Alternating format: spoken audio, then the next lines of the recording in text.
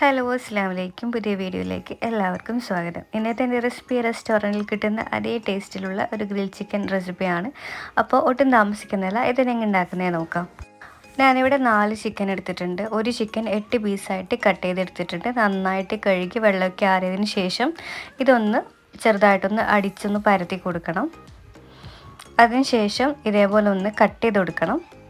നന്നായിട്ടൊന്ന് വരയിട്ട് കൊടുക്കണം, എന്നാൽ മാത്രമേ മസാലയ്ക്ക് നന്നായിട്ട് ഉള്ളിൽ പിടിക്കുള്ളൂ. അപ്പോൾ എല്ലാം ഇതേപോലെ തന്നെ ഓരോ പീസും ചെയ്തെടുക്കാം. ഞാനിവിടെ 2 ക്യാപ്സിക്കം എടുത്തിട്ടുണ്ട്, 4 തക്കാളി, ഒരു 13ഓളം പച്ചമുളക് എടുത്തിട്ടുണ്ട്. അതൊരു പാത്രത്തിലേക്ക് ഇട്ട് കൊടുക്കുക.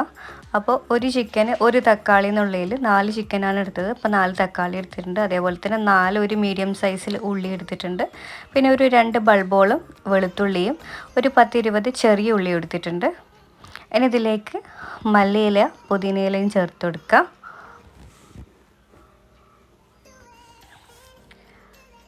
ഇനി ഇതിലേക്ക് ഇഞ്ചി ചേർത്ത് കൊടുക്കുക. ഇനി ഞാനിതിലേക്ക് ഒരു പാക്കറ്റ് ഫുള്ളും തൈരാണ് ചേർത്ത് കൊടുക്കുന്നത്.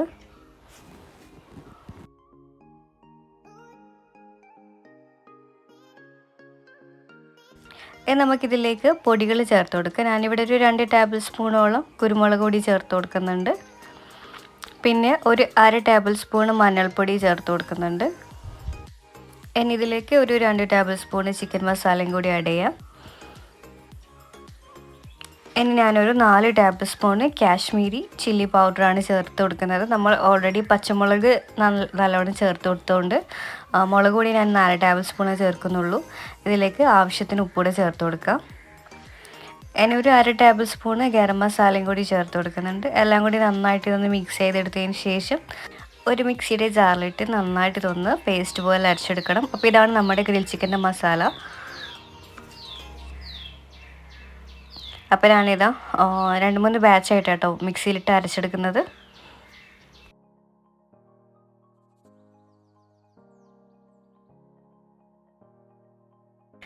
അപ്പോൾ അരച്ചെടുത്ത് വെച്ചത് ഒരു പാത്രത്തിലേക്ക് ഇട്ട് കൊടുക്കുന്നുണ്ട്.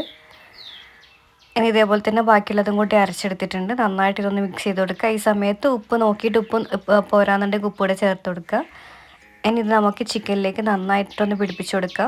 ഒരു 4 മണിക്കൂറോളം ഞാനിത് റെസ്റ്റ് ചെയ്യാൻ വേണ്ടി വെച്ചിട്ടുണ്ട്. മസാല നന്നായിട്ട് പുരട്ടിയതിന് ശേഷം അപ്പോൾ എല്ലാ ചിക്കനിലും മസാല ചേർത്തിട്ട് നന്നായിട്ടൊന്ന് പുരട്ടിയെടുക്കാം.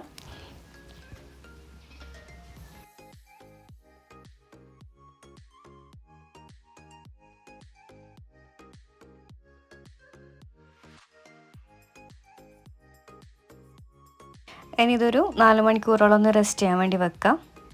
അപ്പോൾ ഒരു 4 മണിക്കൂറിന് ശേഷം നമുക്കിത് ഗ്രിൽ ചെയ്തെടുക്കാം.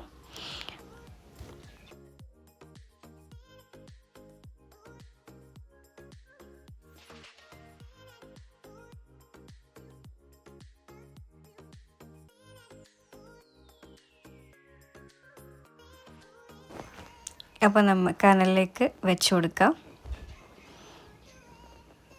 ഇനി ഇതിന് മുകളിലായിട്ട് സൺഫ്ലവർ ഓയിലൊന്ന് ഞാൻ സ്പ്രെഡ് ചെയ്ത് കൊടുക്കുന്നുണ്ട്.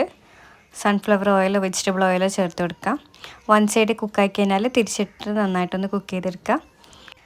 അപ്പോൾ ഒരു ബാച്ച് റെഡി ആയിട്ടുണ്ട്. അത് ഒരു പാത്രത്തിലേക്ക് ഇട്ട് കൊടുക്കുന്നുണ്ട്. അപ്പോൾ അൽഫാമിൻ്റെ കൂടെ കുബൂസും കൂടി റെഡിയാക്കി എടുക്കുന്നുണ്ട് കേട്ടോ. അപ്പോൾ നല്ലൊരു മസാല റെസിപ്പിയാണ്. നമ്മൾ റെസ്റ്റോറൻറ്റിലൊക്കെ കിട്ടുന്ന അതേ ടേസ്റ്റിലുള്ള ഒരു അൽഫാം ചിക്കൻ റെസിപ്പിയാണ്. അപ്പോൾ എല്ലാവരും ഇതൊന്ന് ട്രൈ ചെയ്ത് നോക്കണം. വീഡിയോ ഇഷ്ടപ്പെട്ടെങ്കിൽ എന്തായാലും ലൈക്ക് ചെയ്യുക, ഷെയർ ചെയ്യുക, കമൻറ്റ് ചെയ്യുക. വീണ്ടും നല്ല റെസിപ്പിയായിട്ട് വരാം. അസ്സലാമു അലൈക്കും.